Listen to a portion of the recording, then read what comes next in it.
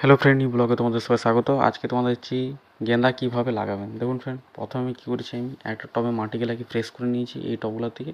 ঠিক আছে, একটা করে বের করে মাটি ভালোভাবে ফ্রেশ করে নিয়েছি। সেই মাটিতেই আমি গেঁদা লাগাবো। কীভাবে লাগাচ্ছি দেখুন ফ্রেন্ড, প্রথমে কী করেছি, আমি একটা নর্মাল মাটি আছে, কিছু মিক্স করিনি, এতে খালি মিক্স করছি নিমখোল। ঠিক আছে, দেখুন ফ্রেন্ড, এই নিমখোল লেখা আছে, আপনারা দেখতে পাচ্ছেন। ঠিক আছে, দেখুন ফ্রেন্ড, কত কোয়ান্টিটি আছে, কী আছে না আছে, প্যাকেটটাতে সব কিছুই লেখা আছে। ঠিক আছে, আমি বেশি কিছু বলছি না। দেখুন ফ্রেন্ড, প্রথমে কী করছি, মাটিটাতে পুরোপুরি প্রপারভাবে ভালোভাবে নিমখোল মিক্স করে নিচ্ছি। ঠিক আছে, সেইভাবে একদম ভালোভাবে পুরো মাটিতে ছিটিয়ে দেবো একদম ভালোভাবে। দেখুন ফ্রেন্ড, এটা নিমখোল ধরুন পাউডার টাইপের আছে। ঠিক আছে, অনেক রকমের নিমখোল হয়, কোনো কোনো গোটা থাকে, কোনো পাউডারও থাকে। ঠিক আছে, দেখুন ফ্রেন্ড, ভালোভাবে পুরো মাটিটাতে ছিটিয়ে নিচ্ছি।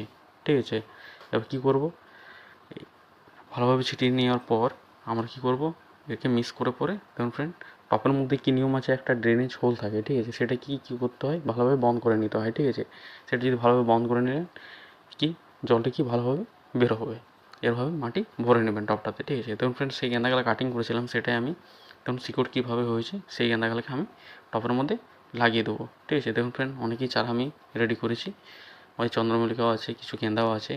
ঠিক আছে, এভাবে আপনারাও চারা রেডি করতে পারেন। চারা রেডিও দেখিয়ে দিচ্ছি আপনাদেরকে। ধরুন ফ্রেন্ড, আমার লাগানো কমপ্লিট হয়ে গেছে, এরকম দেখতে চাই।